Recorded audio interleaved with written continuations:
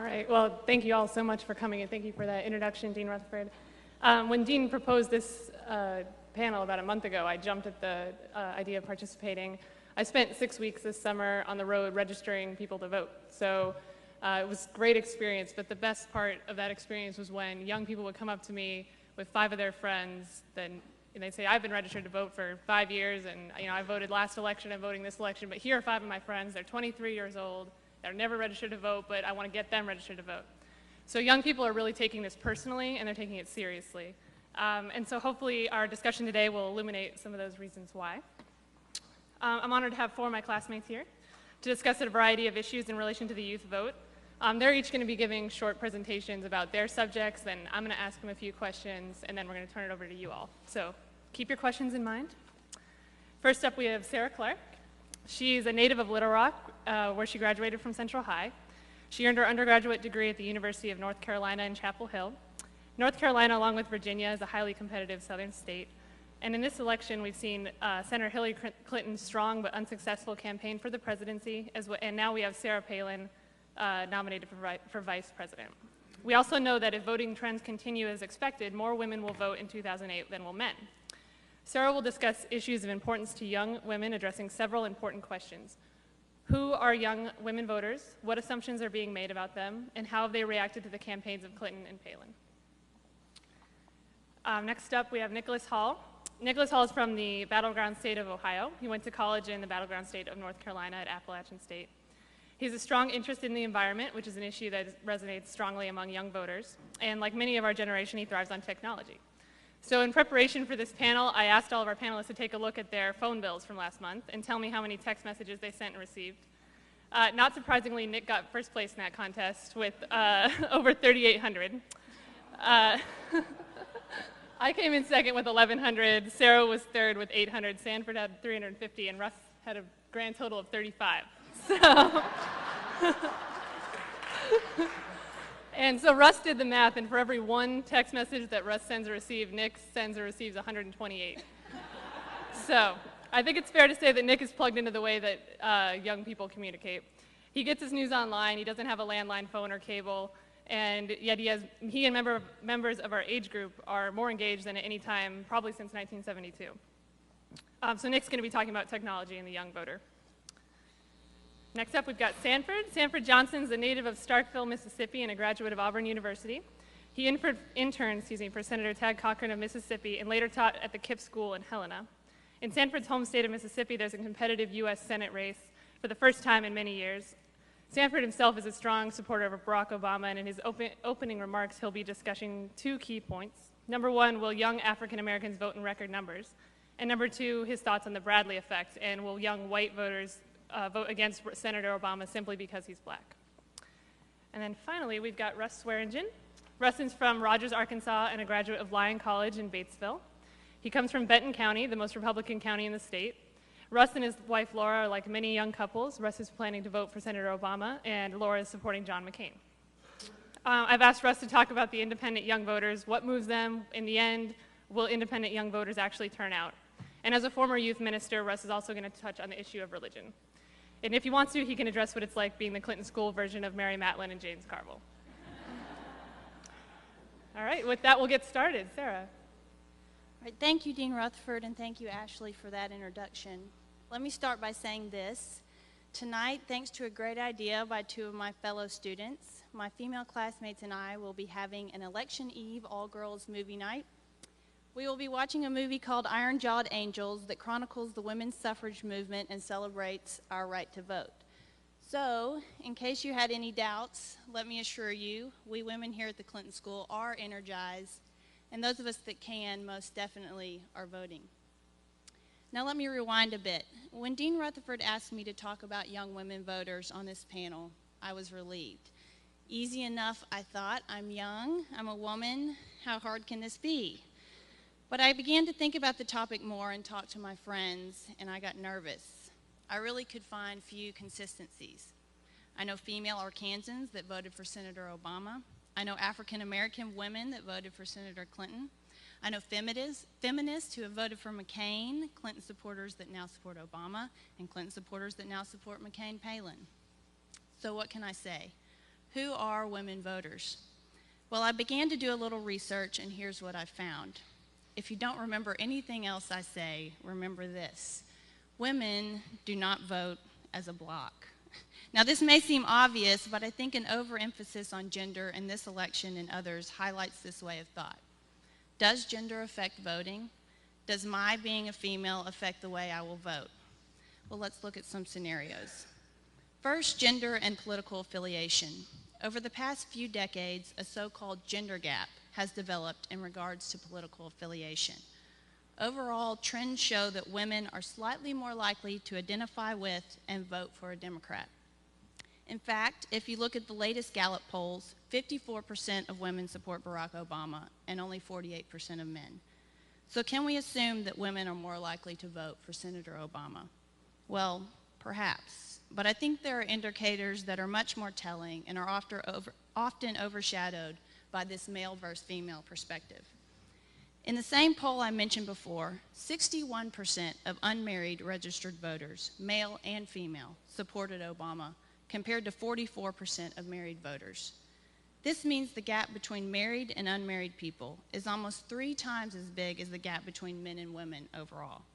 In the two subgroups of married and unmarried people, yes, the women were more Democratic, but overall, more single men supported the Democrat than married women. This means there is a marriage gap that is much stronger than the often cited gender gap. This means, according to trend, that I am more likely to vote with my single male classmates than I am with my own mother and other married women in America. So the second question is, does this change when there is a woman on the ticket? Are women more likely to vote for a woman?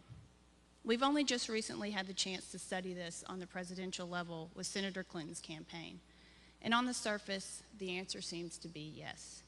As early as March 2007, a Gallup poll reported that Senator Clinton had a 10-point advantage among Democratic women compared to Democratic men. However, over the course of the campaign, this apparent gender gap was eventually neutralized. Over the month of February 2008, Clinton's 30-point lead over Obama among female voters dissipated to 1 percentage point. And no matter the advantage, she seemed to consistently lag behind in one certain group: young female voters. As early as February, more women voters between the age of 18 and 34 supported Obama over Clinton. In May, while the majority of women in each age group over 30 supported Clinton, the majority of women under 30 supported Obama.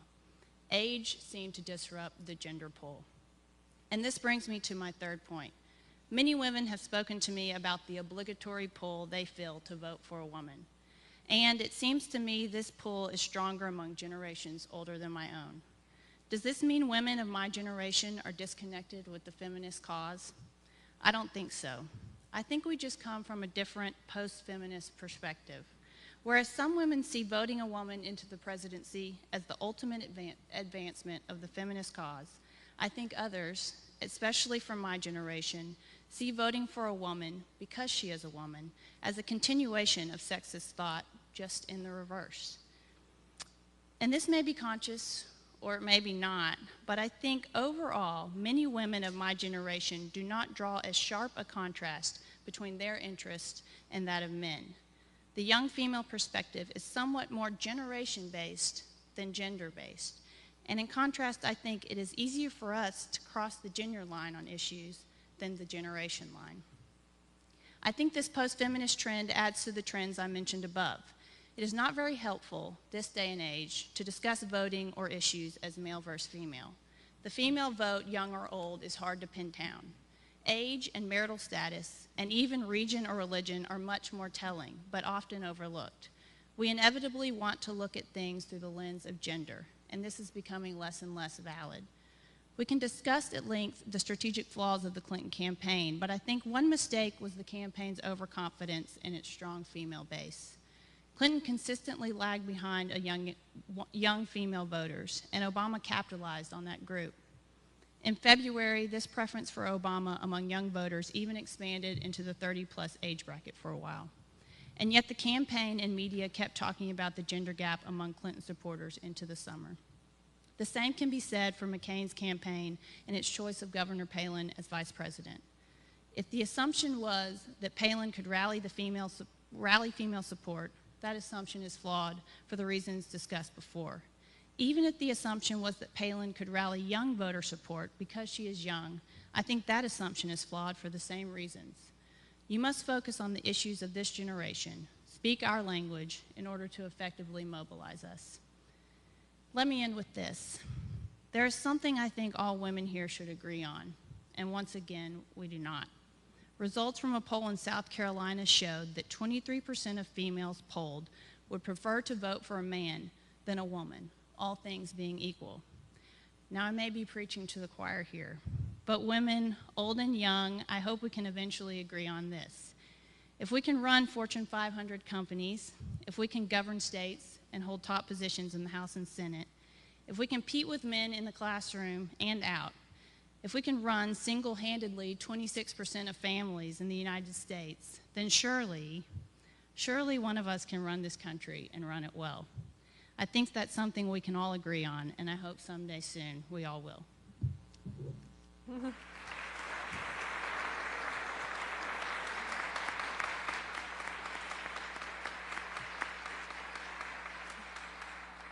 Thank you, Sarah. Nicholas. First, I would just like to say thank you for everybody coming out today. When I was asked to speak about this, it was a little nerve-wracking because technology is something I do. It's not something I know a lot about, if that makes sense. I kind of just adhere to what the big corporations give me. Actually, as I was sitting here, my leg has vibrated 3 times for a text message, and once for a phone call, and then once for a voicemail. So I apologize for that if I look a little distracted every now and then when my leg starts vibrating. But that's my link to the world. My iPhone is pretty much my world. A couple days ago, we were heading out, actually a couple weeks ago, we were heading out on a trip, and we stopped about 3 blocks away. I was like, I need my phone. Where's my phone? Where's my phone? I had a little freak out moment because I wasn't connected. And as much as my friends like to make jokes about it and everything like that, about my text messaging or my emailing and everything like that, I sit here and I read the Times, I go to polls, I use my phone for an outlet to the political world. And it got me thinking, when I was asked to do this, how do other people do this? How do other young people communicate? And it's really easy to go to the big ones, like Facebook and MySpace, and see just how energized the youth vote is. So many of my friends' Facebook status, for those of you that don't know, is like this little way to update your friends on what you're doing. Usually it's dumb things like going to the mall, going drinking, dumb things.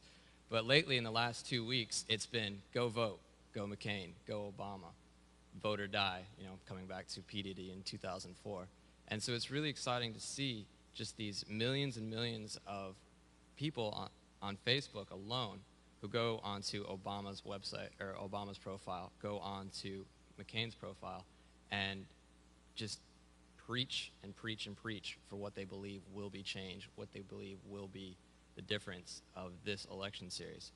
And as I did research for this, I came across some ideas that just really showed how technology will change the way the youth vote and people communicate about it. First and foremost is just text and email. Most people don't think about these as valid forms of communication. Email a little bit better than text. But think about how many times during the day, personally anyways, that something will strike me as, shocking. The last one I can remember was Sarah Palin with the $150,000 outfit. Granted, it was the Republican National Convention that spent it on her, and it wasn't her fault, and all these other spins. But the first thing I did was got on my phone and typed an expletive, and then, why are they spending this kind of money? And I sent that out to probably 10 different people. And within a minute and a half, people got back to me. Wasn't her fault. It was her fault. Why are they doing this? This is why we need Obama.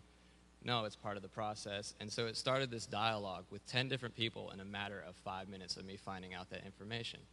And most people don't register that as valid communication. And what it did was it brought so many more ideas to me.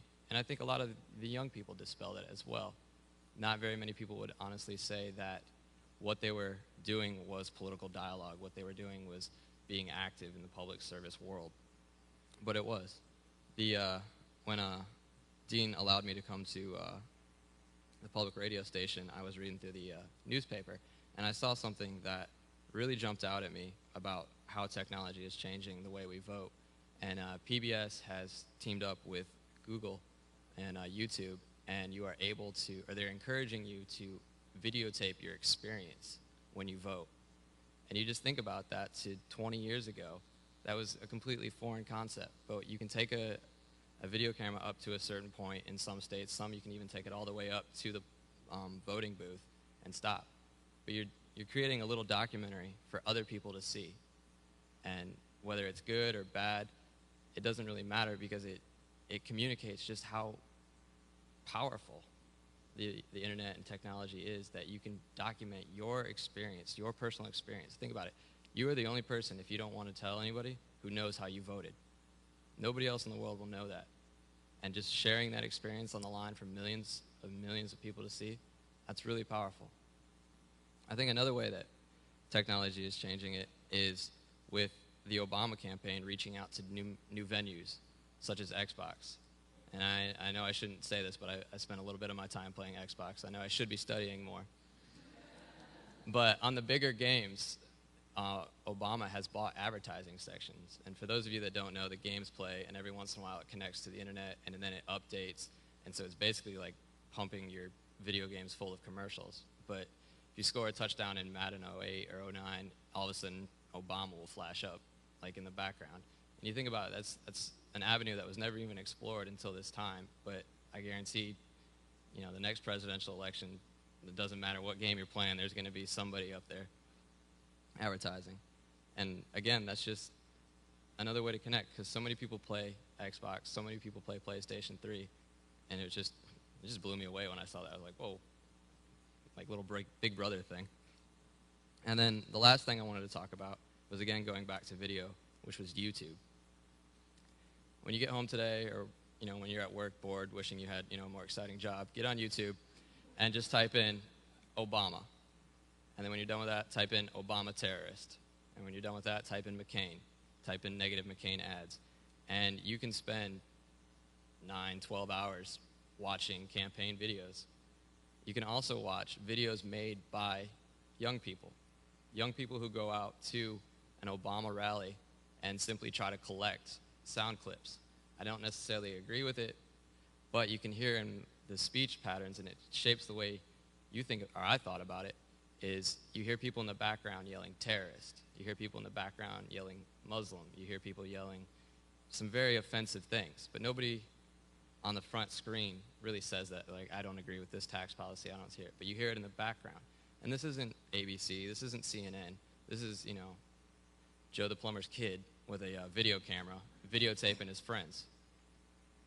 So I would just encourage you to go check out these videos, because they're really eye-opening. And it's the same way with McCain. There are definitely some hate-filled messages for McCain that people have put on the internet. And this is a way more people go on YouTube and watch shows, or go on watch clips, than do who watch the actual show. And so, in closing, it pretty much is the new frontier. We're on the right here. We're on the first steps of it, the first kind of campaign to really just grab hold of the possibilities with the internet. And so in the next decade or so, I'm going to be an old person then, so I won't be able to talk to you, but hopefully I'll understand it still. So thank you.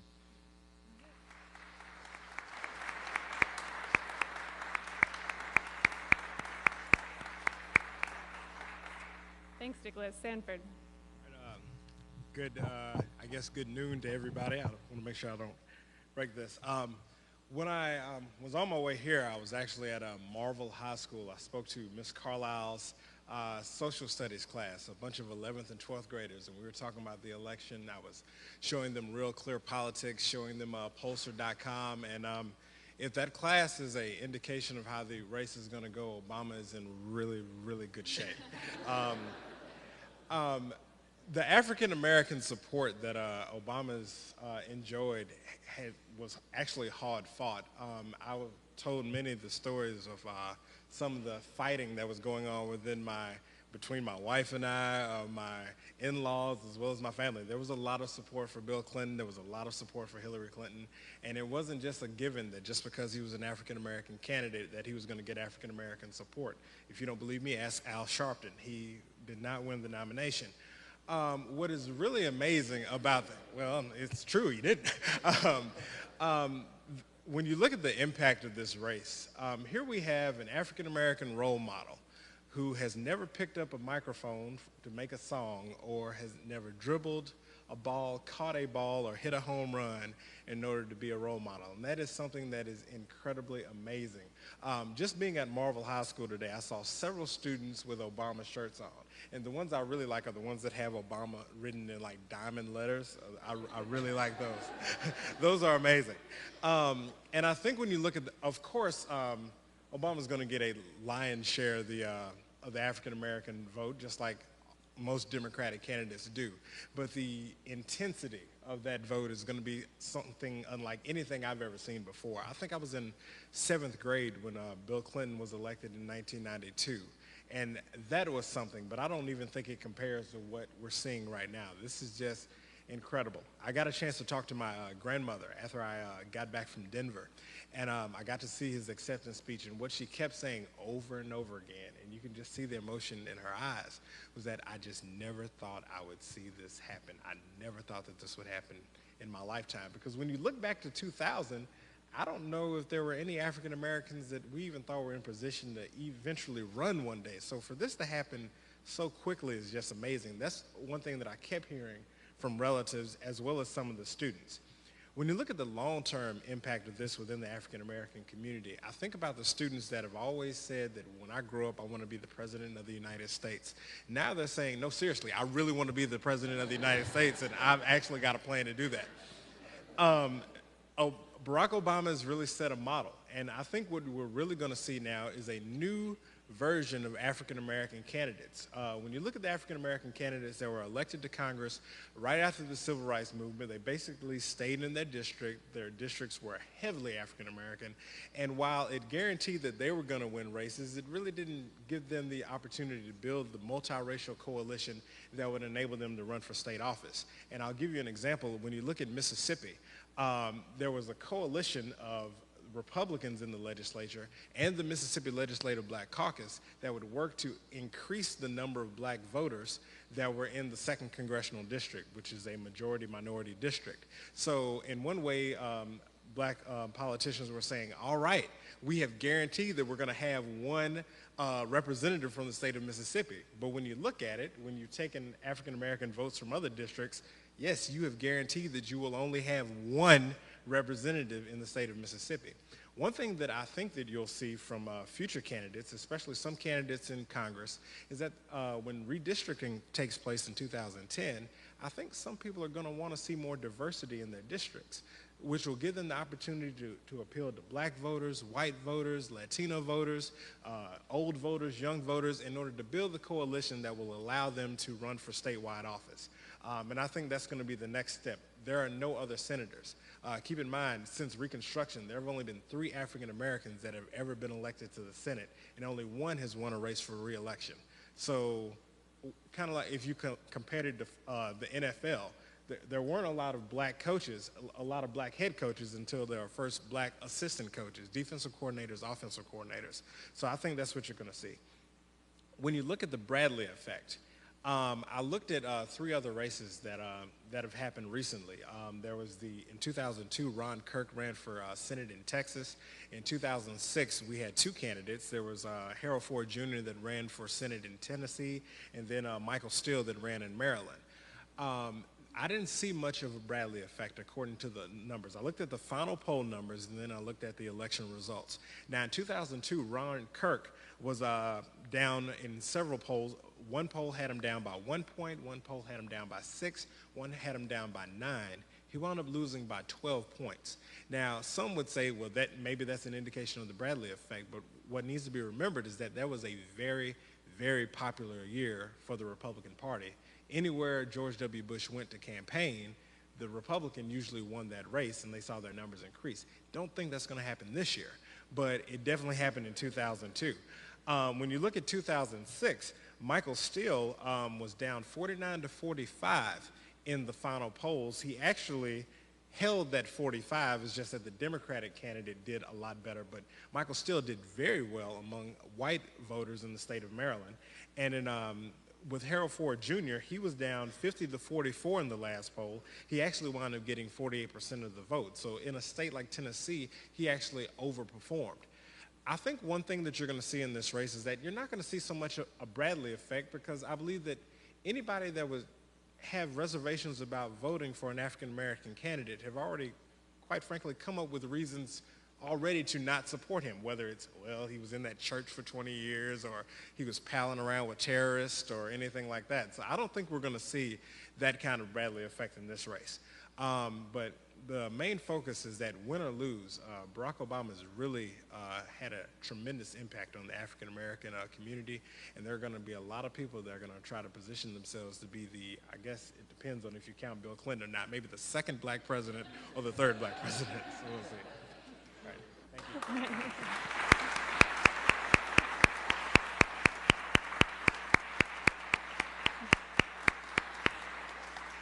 Thanks, Sanford. Russ. Well, I guess I feel like the old guy on this panel thanks to text messaging and whatnot. Laura and I are not technologically advanced people. But I want everyone to go back and think about when they were 18 years old real quick. What was important to you? What was happening during those times? Right now, as of today, a Gallup poll said that 65% of the new voters age 18 to 29 are leaning towards Obama. And that, again, registration is higher than it ever has been. So who are independent voters of this age range? I would say that most high school, most college, most post-college people tend to identify a little bit more as independents. They don't necessarily fall in line with the Republican Party. They don't necessarily fall all in line with the Democratic Party. And Laura and I are testament to that, and I'll get to that in a minute. But who really are they? Well, I think that they're social idealists. I think that they are also kind of centered, not selfishly upon themselves, but on the here and now. What's taking place in their time, what are the important things that are happening with their social group.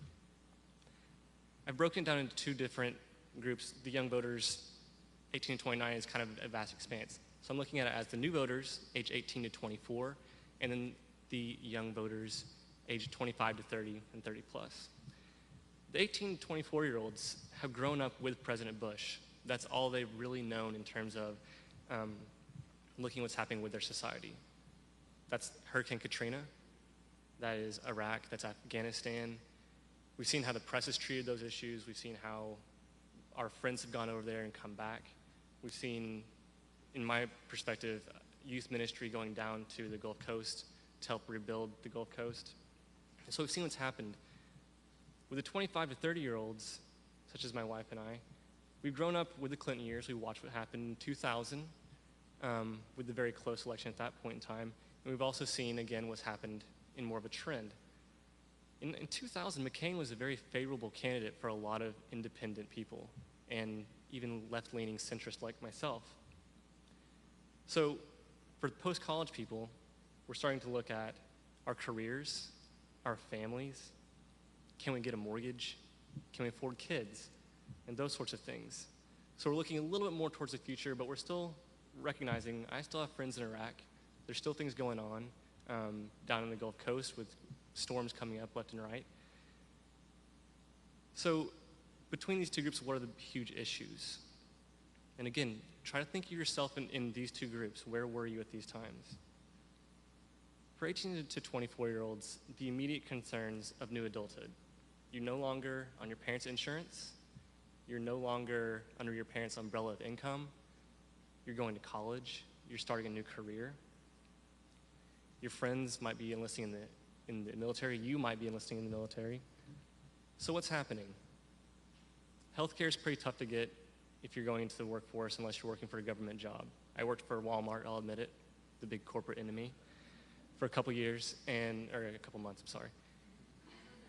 And there's a big, yeah. But during that time, I was uninsured. I was one of the millions of Americans who was uninsured. I was really looking forward to my wedding because I'd be able to get my insurance off my wife. Typical liberal. But that's a big issue.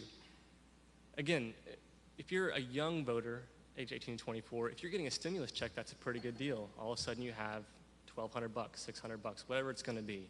That's cash going in your pocket. You can buy something. You can go out and do something with that money. you're not necessarily looking forward to putting that money away for something. International affairs. If you've worked in youth ministry, if you've worked with youth, or you can still think back when you're youth, the issues that were important to you did not necessarily think local. Darfur was a huge topic that's come up when I was talking to my youth group prior to this debate, or this panel. Who's going to be able to handle those issues? Who's going to be able to take us into the international realm and really lead us out of kind of the despair we've been in for the past 8 years within the international realm? And then obviously, something a little more recent is the green issue. I think a lot of young voters and young people are much more inclined to think green and to want to move forward with the green economy, green building, and all that sort of stuff. Recycling is definitely a big issue. For these 25 to 30-year-olds, we're thinking a little more forward.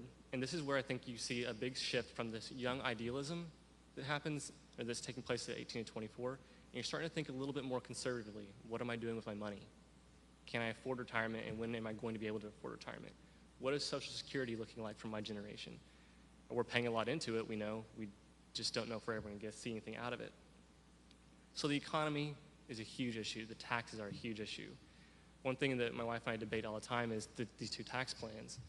And looking at what Obama is saying, 95% of people will be able to get this tax cut or will not have any tax increases. Now, if you're making $250,000 or more, you know you're going to get something. So you're going to get some sort of tax increase or something. But if you're a small business owner, $250,000 is actually pretty small. So there's not a whole lot of incentive if I'm starting my own business to necessarily go forward with expanding it, getting more employees going on. It makes it a little more difficult. I'm not an economist. I'm not a business person. But these are some things that are just kind of I'm seeing line up as I'm trying to think forward. We're also looking at relevant social programs. What's important to right now? Is abortion really that big of an issue in terms of the economy? What about education? Sanford has worked in KIPP schools. My wife is from a very private school. I went to public school. So what kind of funding do we need to be making in terms of our education for our children? We obviously need to move out of the old model from the 1950s. This might not necessarily be working as well as we once thought it was. In international affairs, this isn't so much the social aspect or the crises that are going on worldwide, but this is more political standing. What's going to be good for us? Our generation is watching the United States shrink away from the world's sole superpower. We're not recognized all that kindly by a lot of countries. Even our best allies are starting to feel the stretch, and we're getting a little bit weaker. So politically, how do we make sure that we're still moving forward? How are we making sure we're still an impact? And then on to this issue of Laura and I being the Clinton School's Mary Matallin and James Carville. I'm not as funny. I have a little bit more hair. And well, really what it comes down to is Laura and I, like many people, I guess, started out our young marriage. We're only 7 months into this thing. So we started out really trying to win each other over to the other side. Well, Obama's this way. McCain's is this way. Well, after the first debate and me slamming the door and coming up to the Clinton School and working from 11:30 to 1:30 p.m. just to clear my head, we realized that it probably wasn't the best thing for our young marriage to really put ourselves to the ringer with this election. So we somewhat disengaged. But we disengaged in a way that brought us both towards the issues. We stopped thinking about who's running the negative campaigns. We stopped thinking about who's capturing technology or the women's vote. We're just looking at ourselves, what's making sense to us, and talking through those issues. And as anyone who's been recently married or has gone through any sort of marriage or any sort of relationship in their life, they will learn very quickly that listening to your partner is probably the most important thing. So when Laura speaks, I listen. I hope she listens when I speak. But what it really comes down to is we take ourselves very comically. We laugh a lot. During the last 2 debates, we ended up making cakes and making dinner for each other. So we had something going on that was us working together as a unit as opposed to working divisively against each other and working on an issue. I know I can't change her. She voted for McCain. I voted for Obama. We're cool with that. I mean, we realize that we have a lot of life in front of us. We definitely both want to make sure we're moving in the right direction and who is going to be the one that leads us in that right direction. We also realize there's not a whole lot of difference when you really get down to it between Democrats and Republicans.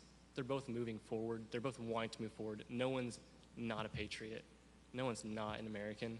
It's who's going to be the best one to lead us that way. And so when it gets down to it, Laura and I know we have a good 50 more years to go. And so we figured the country will definitely repair itself if something happens in the time, or it might continue going forward, regardless of who's elected. But anyway, I'll leave it at that. I'll open that up for questions. So thank you.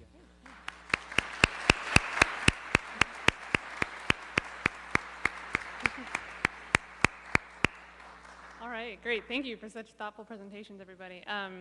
First of all, does anyone want to comment on the other panelists' presentations? Anything catch your eye, catch your attention? No? Okay. All right, we'll start with a question then. All right. In January, 43% of the under 30 voters went to the polls in New Hampshire, as compared to 28% that went in in the election in 2000, excuse me. And that was the last time that there was a contested race in both parties. So there's a huge increase in young voter turnout for the primaries this year. So as everyone knows, we had an African-American man and a woman for a major party ticket, which is a big deal. And then in this election, we're looking at electing the first African-American president or the first female vice president. So everyone's talking about how this election is going to make history no matter what happens. So how much of a role does that play in your decision to vote? Is there a certain shock value required to get the youth vote out? And would we be seeing as high a level of turnout if we didn't have groundbreaking candidates running in both parties? I don't think we would see the same level of turnout. Yeah.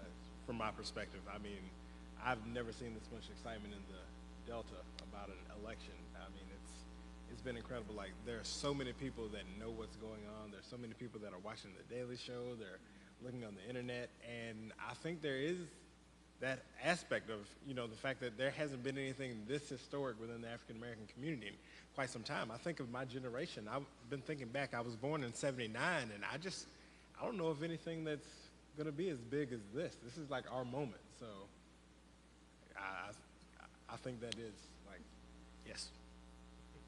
Sorry. I think the candidates, the historical black and female candidates on the ballot is significant, but I think there are other things that are playing into it, especially what Nick was talking about, the use of technology. And Obama's also done some really interesting things just in the way he's reached out to youth voters. He's kind of taken these youth groups and ordained them and kind of let them do their own thing and created this whole system of local grassroots youth organizers. The technology also plays in, and just I think we can't ignore the current presidency and the unprecedented approval ratings going into this election. So I think that's helping bring out the vote too. I think it had a lot to do with the fact that with both the Democratic and then John McCain primaries, that when you looked at the candidates, you were looking more at America than two old white dudes like you usually do in political races. I mean, if you look out in the room right now, there's African Americans, there's women, there's men. And so that really got people's attention, and I think that has motivated, you know, young and old in ways that we've never seen before, just because it is more of a representation of what America is and becoming.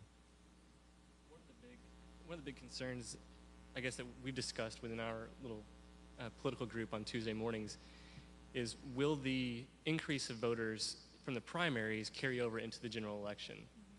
A Gallup poll today showed that there is going to be an increase, but they weren't necessarily projecting it as high as they once thought it was going to be.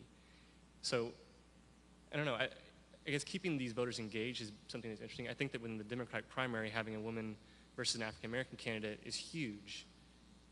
I think that now that we're in the general campaign, there's a little bit less emphasis on the differences historically between the candidates in the general election. I think within the Democratic Party, we're still pretty excited about what's happening and the referendum that we made upon this election.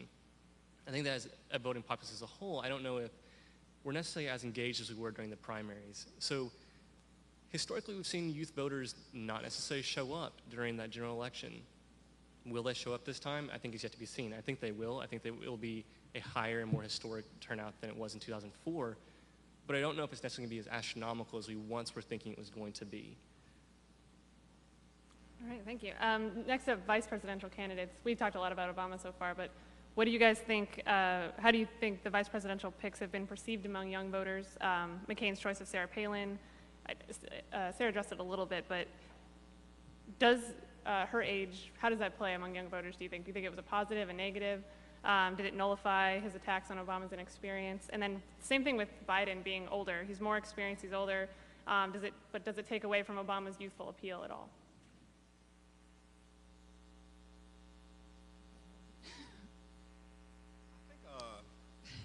I'll go first. Yeah. I think when I've been talking to a lot of African Americans around my same age, I believe that a lot of people believed, well, they expected that Obama was going to pick an older white guy to be his vice president. Keep in mind that there were so many people, even to this day, even with all the polls, there are some people that are still wondering if this could actually happen. So, you know, there were a lot of concerns. They thought, okay, this is, you know, I really like the Joe Biden pick. Okay, this is safe. Anybody that worries, this is going to be fine. As for Sarah Palin,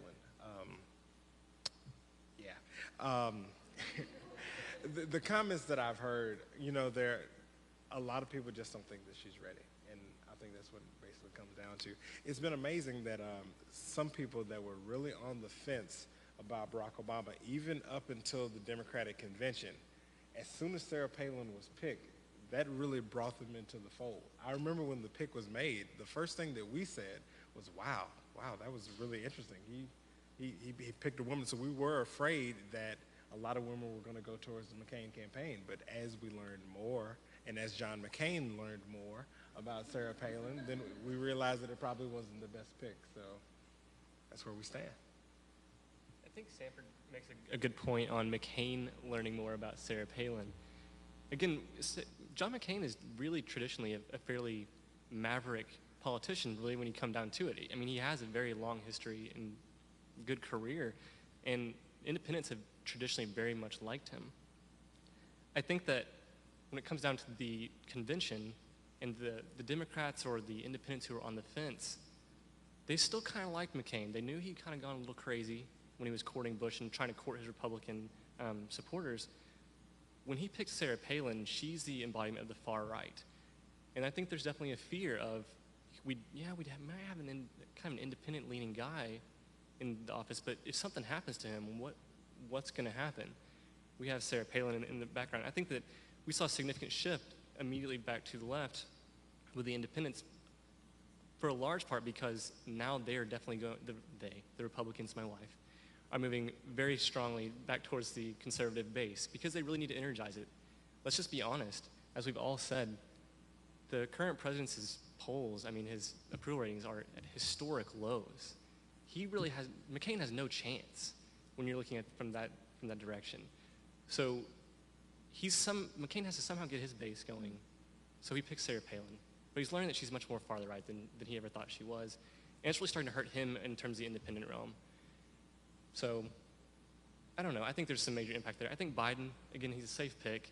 I think that he looks very much so like the young, energized guy. He keeps that vote going. They look like a great team out there, whereas I think that the McCain-Palin team is just a little bit, I don't know, it just kind of makes me feel a little icky when I watch it. So. I would also like to add. So Sorry. much for nonpartisanship. Great. That's going to be on the tag ad tonight. It's so icky. One thing that really must be commented on, I think that the Republican Party, and I am a Democrat, but I believe that they're in a very dangerous place right now if they want to stay viable as a political party. And I say that because of this. When you look at African Americans, 9-1 supporting the Democratic Party. When you look at Latino voters in this race, going 2-1 towards the Democratic Party. And when you see the youth vote going towards the Democratic Party at a time where the American population is getting browner and more diverse every passing day, I believe that, you know, there's got to be more diversity. I actually worked on Thad Cochran's re-election campaign back in Mississippi. I'll get a little heat about that. But it was a very eye-opening, you know, being a Democrat. I know I'd see Bush's face every day in the office. And Sanford's here? Okay. But I got to serve on the Republican Outreach Committee, which I thought was hilarious, that I was sitting on the Republican Outreach Committee. And one of the ideas that they actually came up with at this committee, no joke, is that they were going to have fish fries across the state of Mississippi. And they were going to tell people about the Republican Party. They're going to bring up Abraham Lincoln. They were going to bring up, I think they're going to bring up the number of Republicans that were supporting the civil rights legislation.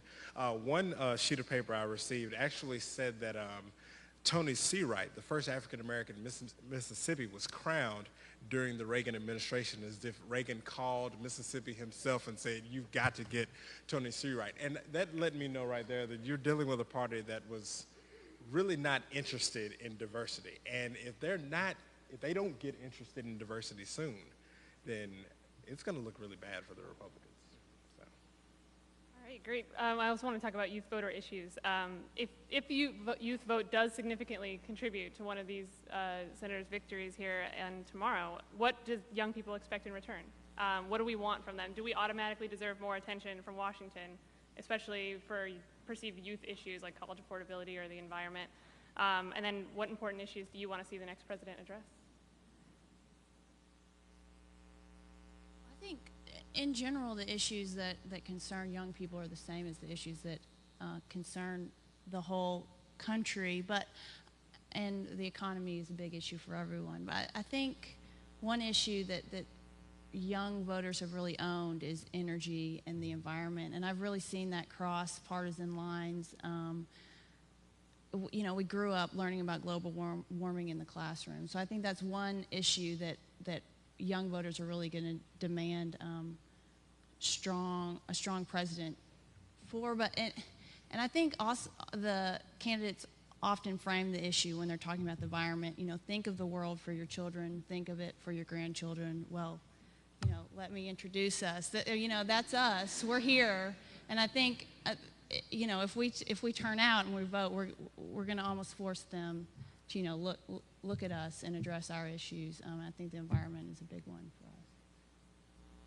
I think it's going to be very important for whoever's elected president to really act quickly in showing that they are working for the youths of the nation, because like Sarah was saying about global climate change and healthcare and the economy, I mean, the $700 billion bailout plan, it's going to be on our shoulders to pay that off.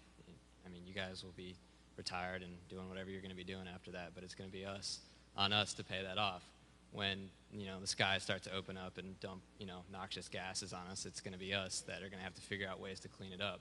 So I think now more so than before in the past that these issues are real in that you can see how it's going to affect the youth when they are old, or when they make that transition to becoming old, in that, you know, people say, oh, I want better schools or this and that, like the usual, you know, pundit speeches.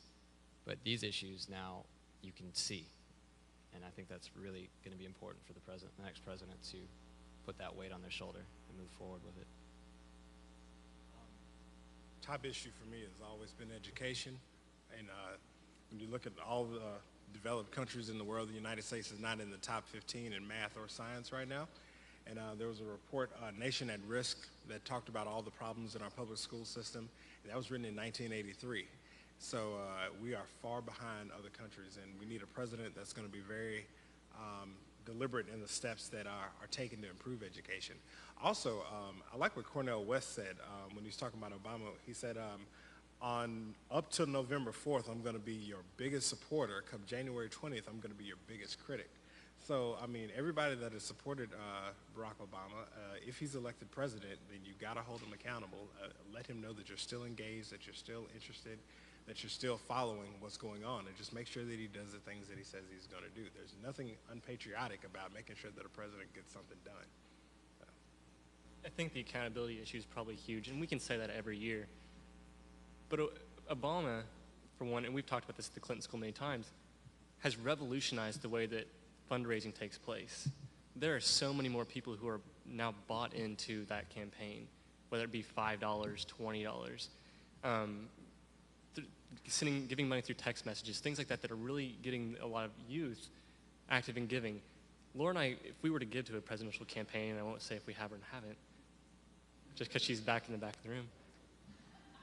But if we were to give, we would not be able to give $500. We wouldn't be able to give $100 at this point in our lives. It's just not reasonable to do. Even though we really care about our issues, I also care about eating, and ramen noodles doesn't cut it anymore. I'm 27 years old now. But, so I think that's important. So if I give $5 to a candidate, I still want his accountability or her accountability. And I think that that's something that we now, as a young voter group, can now really demand. Like we said, 65% of the new voters, age 18 and 29, are already leaning for or have already voted for Obama. So I think that we're going to see him. I'll go and call it for him. As someone who was calling it for McCain 3 weeks ago, I'll call it for Obama today. But we're going to have to really demand a lot of accountability out of whoever's here. I think that a big deal with these candidates, they're looking at the social programs, looking at the speeches they've been talking about, and tying it back into the economy of what's taking place. It's going to be tough for the young voters, especially those really new young voters at age 18, when they try to demand accountability of a president who has pretty much nothing to work with. So that's going to be something that I'm looking forward to watching in the future, is how is the next president going to react? Is he going to be able to get out of this first term at all with any sort of success, just because of the way the country is at this point in time? So again, not to sound gloomy, but this younger group is really going to have to kind of carry it through, really keep pushing it through. I think the Senate elections are going to be something really interesting to watch as well, and though we don't have time to discuss them here, what happens in the Senate is probably a little bit more interesting to me in how this country is going to shift as just the next the presidential election is going to be. Great. One more for you guys from me. We've seen a lot more connectivity in this election. Everyone's talking about connecting to youth voters. Barack Obama's got his own Facebook online. John McCain's using video, and his email blasts huge, and Obama's text messaging is revolutionary, I think, for the way this campaign's run. What do you think? Do you think the youth contingent wants to see more connectivity with the president? Or are they happy to keep it in the campaigns? If one of these, whoever gets elected here, do they want to see something like a president Facebook, where we can get on, supporters of the president can get online and connect with one another? And do they want a text message from the president, or are they more interested in that kind of thing for the campaign? Do you think the next president is ever going to, or even in a few years, maybe not the next president, the one after that, how much connectivity do you think the youth contingent's looking for with an elected official like that? I think it really opens the door for, at least in my mind and what I hope is the public mind, that you do have a voice with the president. And I would like to see it, stay that way. And I think that is the exciting thing, especially about Facebook and the text messages. You almost feel a personal connection with your candidate. And in that, almost going back to FDR with his radio's programs, he would come out and he would talk and he would tell people, go get your globe and I'll show you where this is and everything like that. And it's almost what Barack is doing now in our generation, where if you look at his Facebook, it's not just people who support him on there. There's people who, are arguing against his policies, but it's a free flow of information. And I don't sit here and think that he gets on and reads it every day like, oh my God, what are these people saying about me? But it does give you the ability to, in your own way, shape what he thinks or could possibly think. Yeah, I think if that was available, then young people would eat it up. I think one of the biggest myths about young voters is that we're apathetic, but really that's not true at all. I think we're more energized than ever. It's really an issue of access, and I think the more access we have into real information about what's going on in the day-to-day life of the president, I think people would really tap into that. And I think that'd be great. And if it can make the transition from the campaign to the White House, I think youth voters would really utilize it. Great, thank you all. Well, let's open up to questions from you all. Sure, this gentleman right here in the red shirt. Wait for the mic, it's coming to you.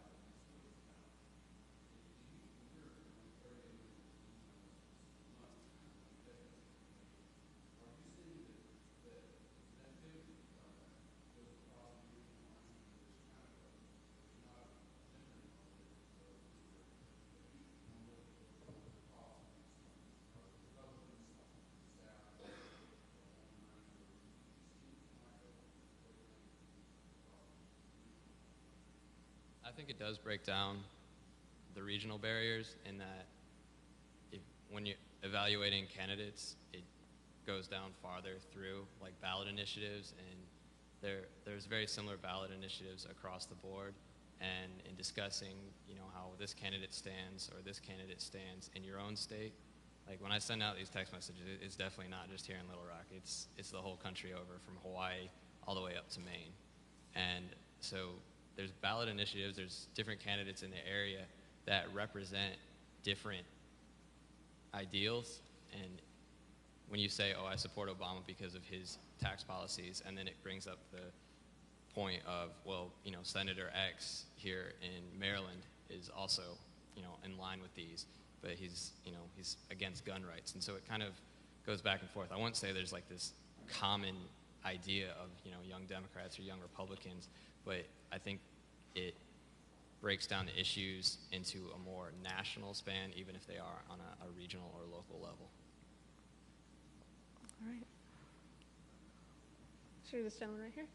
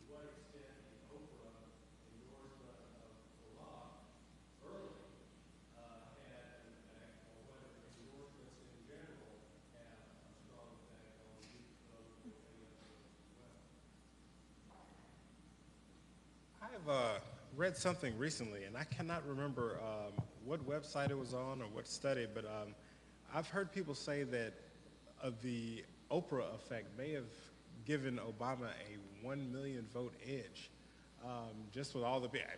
I couldn't believe it either, but I'd actually read that somewhere. I think that it does play some role. The one endorsement that I really found interesting is the endorsement of Colin Powell. And I think that's the one that really sealed the deal, because it lets you know that Obama does have widespread support. And I also think that it was basically a condemnation of the McCain campaign. And I found that one very interesting. Some endorsements you can do with or without. I'm not really that concerned about newspaper endorsements, but when you have somebody of that stature that decides to pick a candidate, that's the one that I really pay attention to. Endorsements have been key, or at least the campaigns think they've been key. I read in the New York Times just this morning that Obama is pushing the fact that Vice President Cheney just endorsed Senator McCain. But in all reality, he's kind of been endorsing him the whole time. He just said something recently, and he's been really using that to further tie McCain with the current presidency. So whether it's having a real effect or not, I think that's the perception, that endorsements can really push people to one side or the other.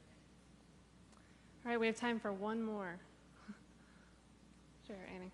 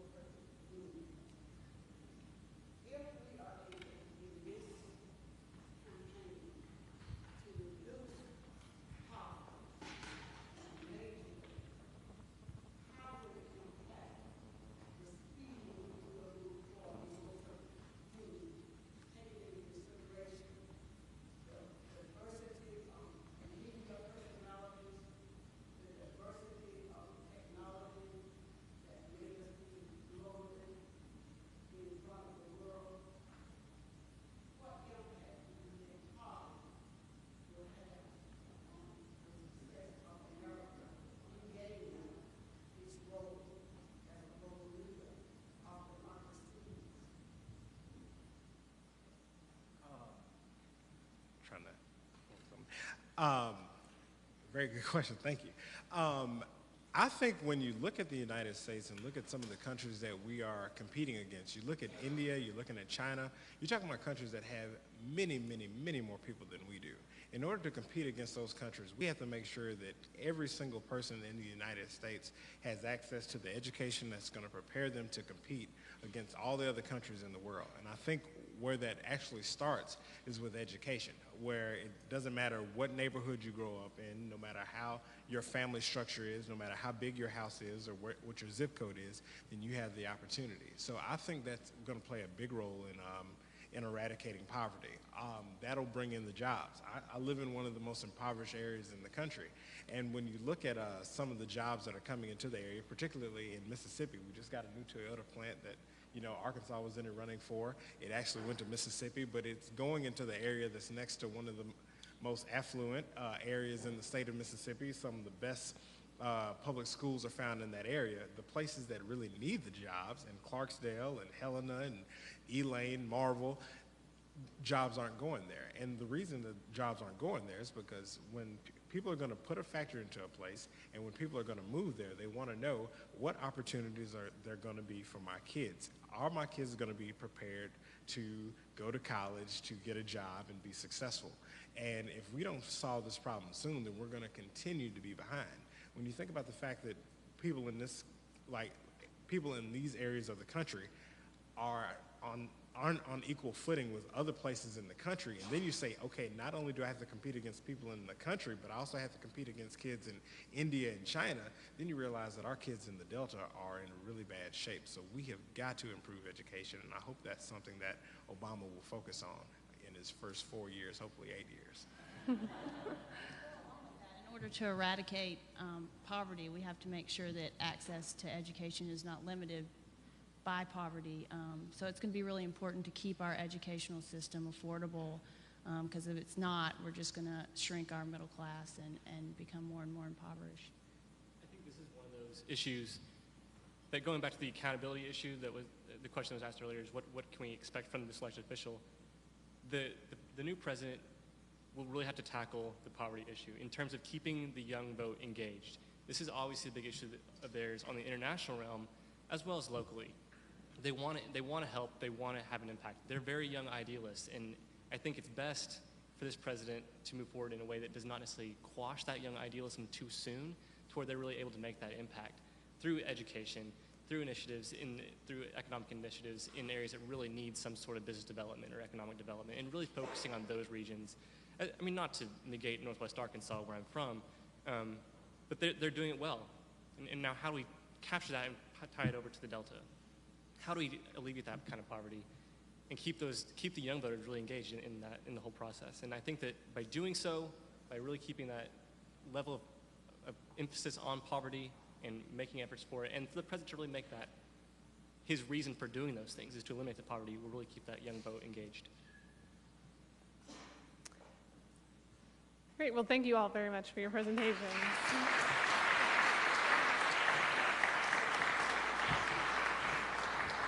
Okay, one final question here, down the row. Sarah, have you voted?